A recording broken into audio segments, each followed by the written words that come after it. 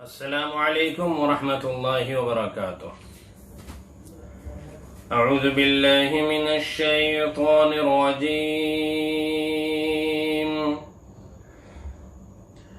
بسم اللہ الرحمن الرحیم۔ ومن يسلم وجهه إلى الله وهو محسن فقد استمسك بالعروة الوثقى وإلى الله عاقبة الأمور۔ ومن كفر فلا يحزنك كفره إلينا مرجعهم فننبئهم بما عملوا إن الله عليم بذات الصدور۔ نمتعهم قليلا ثم نضطرهم إلى عذاب غليظ۔ صدق اللہ العظیم۔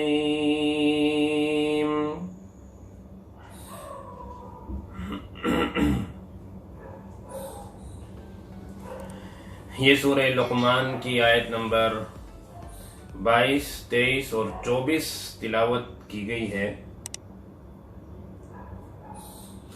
اللہ تبارک و تعالی نے ان آیتوں میں انجام کار بتایا ہے، انجام کا ذکر کیا۔ کوئی اگر نیکی کا راستہ اختیار کرے گا تو اس کا کیا انجام ہوگا، اور اگر کوئی خدا نخواستہ کفر کا، برائی کا، گمراہی کا راستہ اختیار کرے گا تو اس کا کیا انجام ہوگا۔ چنانچہ اللہ تبارک و تعالی فرماتے ہیں کہ وَمَن يُسْلِمْ وَجْهَهُ إِلَى اللَّهِ، کہ جو کوئی اپنے آپ کو اللہ کے سپرد کر دے، اپنا رخ اللہ کی طرف سیدھا کر لے، مکمل طور پر اللہ کی طرف متوجہ ہو جائے، اپنے آپ کو اللہ کے سپرد کر دے، اللہ کے حوالے کر دے، یہ سارے معانی اس کے اندر ہیں۔ اپنے آپ کو گویا کہ اللہ کے مکمل حوالے کر دیں، یعنی اللہ کا ہو جائے۔ حدیث میں آتا ہے کہ من کان للہ کان اللہ لہ، جو اللہ کا ہو جاتا ہے اللہ اس کا ہو جاتا ہے۔ یعنی اپنے ہر کام کے اندر اللہ کی مرضی کو دیکھنا شروع کر دیں۔ میں یہ کام کروں یا نہ کروں، میرا رب راضی ہوگا تو میں یہ کام کروں گا، اور اگر میرا رب ناراض ہوگا تو میں یہ کام نہیں کروں گا۔ گویا کہ اپنی رضا کو اللہ کی رضا میں ملا دے کہ میری بھی رضامندی اس میں ہے جس میں میرے رب کی رضامندی ہے۔ اب اگر اللہ تبارک و تعالی نے میری قسمت میں نقصان لکھا ہوگا اور مجھے کوئی نقصان پہنچے گا تو میں اس حالت میں بھی راضی رہوں گا، ناراض نہیں ہوں گا، کیونکہ مجھے یقین ہے کہ میرا رب کبھی میرا برا نہیں چاہے گا۔ اس نے جو یہ فیصلہ کیا میرے حق میں تو کوئی نہ کوئی خیر اس کے اندر چھپی ہوئی ہے۔ تو یہ ہے وَمَن يُسْلِمْ وَجْهَهُ إِلَى اللَّهِ، اپنے آپ کو اللہ کے سپرد کر دینا۔ جب تک اپنے آپ کو شریعت کے تابع نہیں کر دیں گے اس وقت تک کامیابی ممکن ہی نہیں ہے۔ اور اگر خدا نخواستہ اس میں ہیلے بہانے تلاش کرتے پھریں گے اور کوشش یہ ہوگی کہ میں شریعت کے تابع نہ ہو کر چلوں بلکہ شریعت کو میں اپنے تابع کر لوں کہ جو میں چاہوں کسی بھی طرح اس کی گنجائش شریعت میں نکل جائے۔ جیسے ہمارے بعض ساتھیوں کا مزاج ہوتا ہے، ایک عالم صاحب سے کوئی مسئلہ پوچھیں گے تو مطمئن نہیں ہوں گے، دوسرے سے پوچھیں گے تو ابھی اطمینان نہیں ملے گا، تیسرے سے پوچھیں گے اب بھی مطمئن نہیں ہوئے۔ جب تک وہ مسئلہ کسی عالم صاحب سے، کسی مفتی صاحب سے میرے موافقت میں نہ ہو جائے، میں یہ نہ سن لوں کہ انہوں نے اس کو جائز کہہ دیا، تب تک اطمینان نہیں ہوگا۔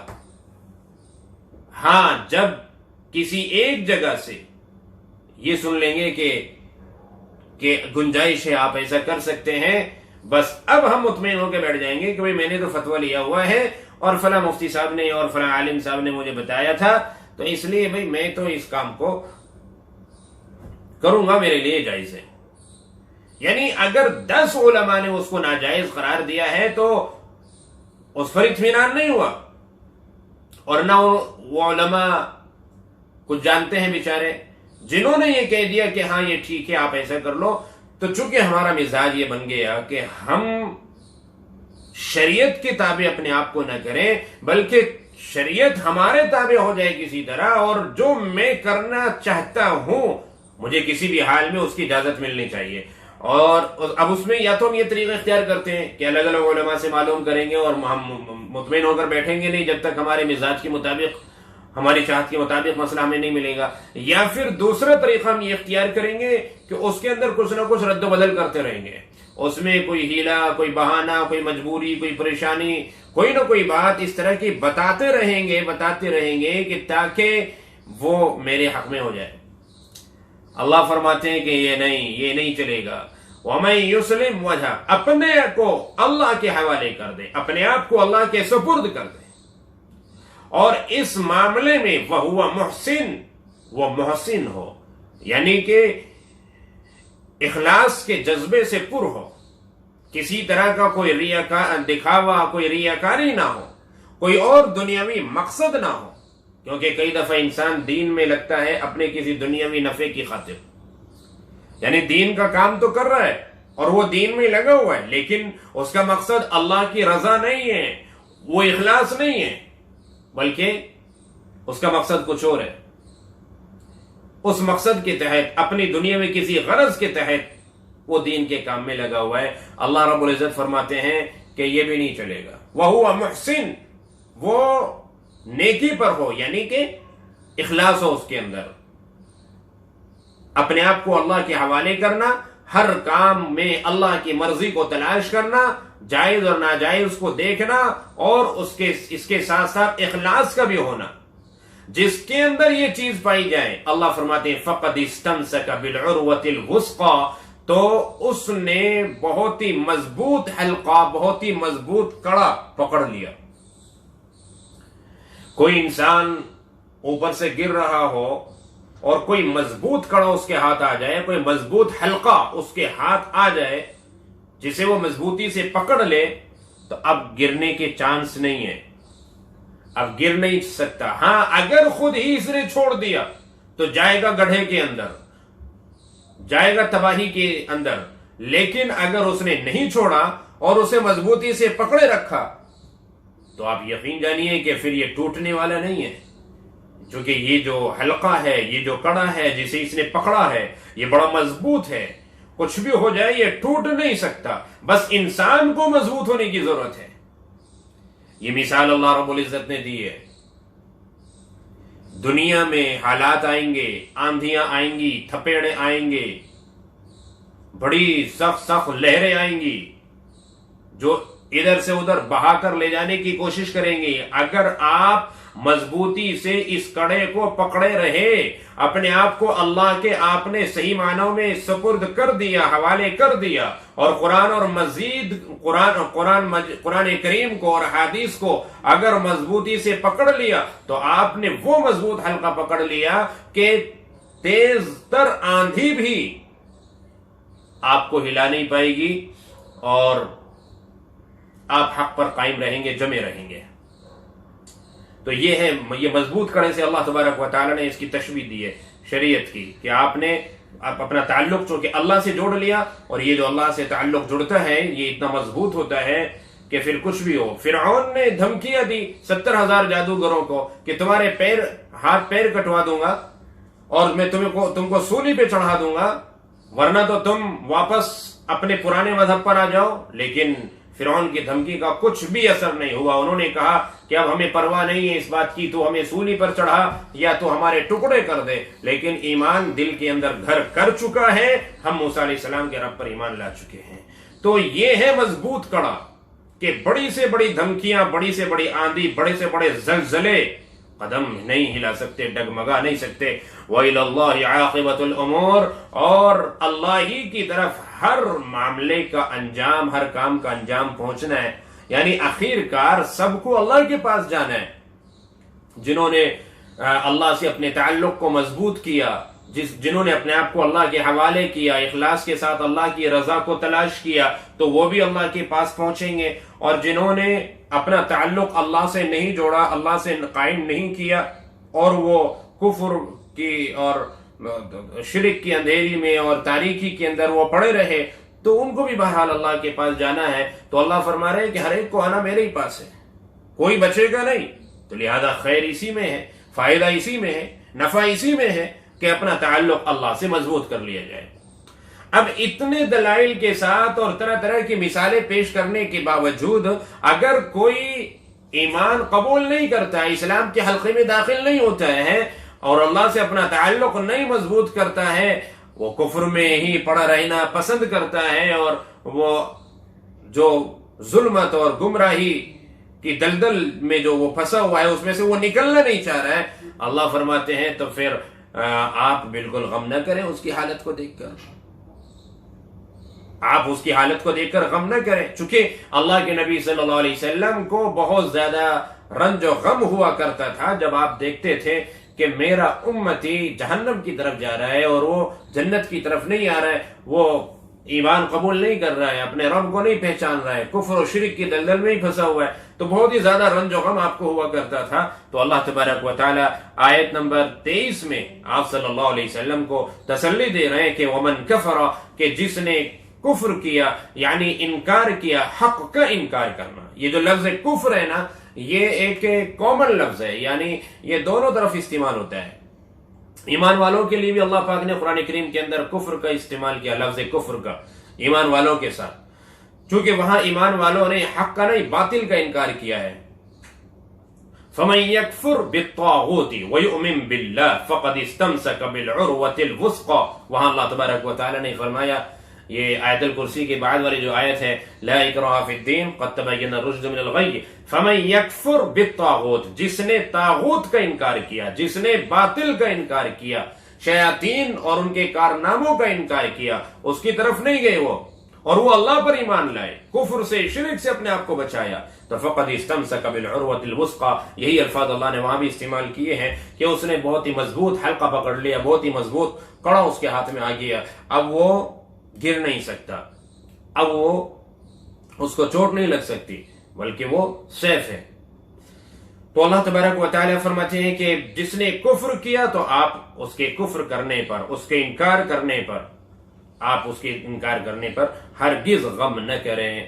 کچھ الفاظ ہوا کرتے ہیں جو کامن ہوتے ہیں، جیسے مسیح ہے، لفظ مسیح اللہ پاک نے لفظ مسیح عیسیٰ علیہ السلام کے لیے بھی استعمال کیا، اور لفظ مسیح حدیث میں لفظ مسیح عیسیٰ علیہ السلام کے بھی لیے استعمال ہوا، اور لفظ مسیح کان دجال کے لیے بھی استعمال ہوا.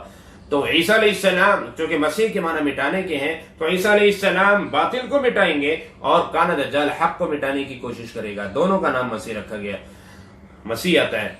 ایسے ہی کفر ایمان والوں کے لیے بھی استعمال ہوا، غیر ایمان والوں کے لیے بھی استعمال ہوا، کامن لفظ ہے، لیکن یہ زیادہ مشہور ہو گیا غیر ایمان والوں کے ساتھ، اس لیے لفظ کافر کہنے سے فوراً ذہن ادھر ہی جاتا ہے. الینا مرجعہم فننبئہم بما عملوا. اللہ فرماتے ہیں کہ آخر کار ان سب کو میرے ہی پاس لوٹ کر آنا ہے، تو میں ان کے اعمال سے ان کو مطلع کروں گا، باخبر کروں گا کہ دنیا میں وہ کیا کرتے تھے، کیا کر کے آئے.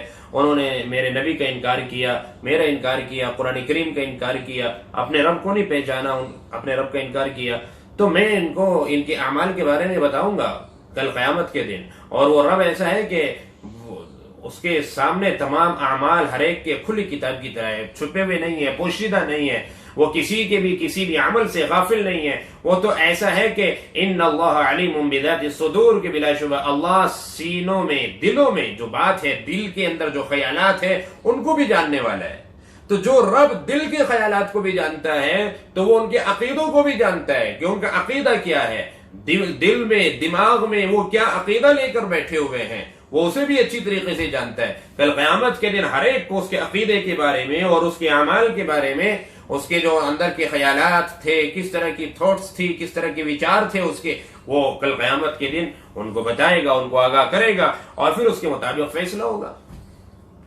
آج دنیا اور دنیا کی جو چمک دمک ہے، یہاں کی جو رونق ہے، اس رونق کو دیکھ کر ہی وہ غفلت میں پڑے ہوئے ہیں، اور اس دنیاوی زندگی کو ہی انہوں نے سب کچھ سمجھ لیا ہے۔ یہاں اللہ پاک نے اگر انہیں عافیت دی ہے، اس عافیت کو انہوں نے اپنی کامیابی سمجھ رکھا ہے، گویا کہ انہوں نے یہ تصور کر لیا کہ ہم حق پر ہیں، اسی لیے عافیت سے بھی ہیں، اگر ہم حق پر نہ ہوتے تو کہیں کبھی کا عذاب آ چکا ہوتا۔ اللہ فرما رہے نہیں نہیں، یہ بھول ہے ان کی، بہت بڑی غلط فہمی ہے، نہ یہ دنیا پائیدار ہے اور نہ دنیا کا ساز و سامان ہمیشہ رہنے والا ہے، کوئی چیز یہاں کی ٹکاؤ نہیں ہے، یہاں کی ساری چیزیں ختم ہونے والی ہیں۔ چنانچہ نمتعہم قلیلا، ہم بہت تھوڑے وقت کے لیے ہم نے ان کو مہلت دے رکھی ہے۔ اللہ فرماتے ہیں بہت تھوڑے وقت کے لیے ہم نے ان کو مہلت دے رکھی ہے، ثم نضطرهم الى عذاب غلیظ، پھر ہم ان کو پکڑ کر لائیں گے، کھینچ کر لائیں گے دردناک عذاب کے اندر۔ غلیظ کے معنی گاڑے کے آتے ہیں، گاڑا عذاب یعنی کہ بہت ہی دردناک تکلیف دہ عذاب، اس عذاب کے اندر ہم ان کو مبتلا کریں گے۔ دنیا میں اگر اللہ پاک نے ان کسی عذاب میں مبتلا نہیں کیا کسی کو کسی مصلیحت کی وجہ سے، تو آخرت کے عذاب سے وہ بچ نہیں پائے گا، قبر کے عذاب سے بچ نہیں پائے گا۔ اگر کفر کی حالت میں دنیا سے گیا، ہمیشہ ہمیشہ کی ناکامی ساتھ لے کے جائے گا۔ تو یہ اللہ تبارک و تعالی نے ان 3 آیتوں میں انجام بتا دیے ہیں کہ کفر کا کیا انجام ہے اور ایمان لانے کا کیا انجام ہے۔ جو ایمان لایا اس نے اللہ کے حلقے کو اور مضبوط کڑے کو تھام لیا، اب اس کے گمراہ ہونے کا اور اس کے یعنی بھٹکنے کا اب کوئی اندیشہ نہیں ہے، اب وہ سیف ہے، بالکل محفوظ ہے۔ لیکن جس نے کفر کو پسند کیا، کفر کو اختیار کیا، تو بھائی پھر وہ بہت ہی دردناک عذاب کے اندر مبتلا ہوگا۔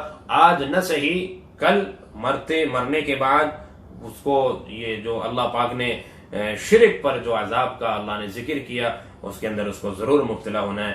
اللہ پاک ہر طرح کے شرک سے، کفر سے ہم سب کی حفاظت فرمائے، اور ہر طرح کے عذاب سے اور تکلیفوں سے اللہ ہم سب کو محفوظ فرمائے۔ السلام علیکم ورحمۃ اللہ۔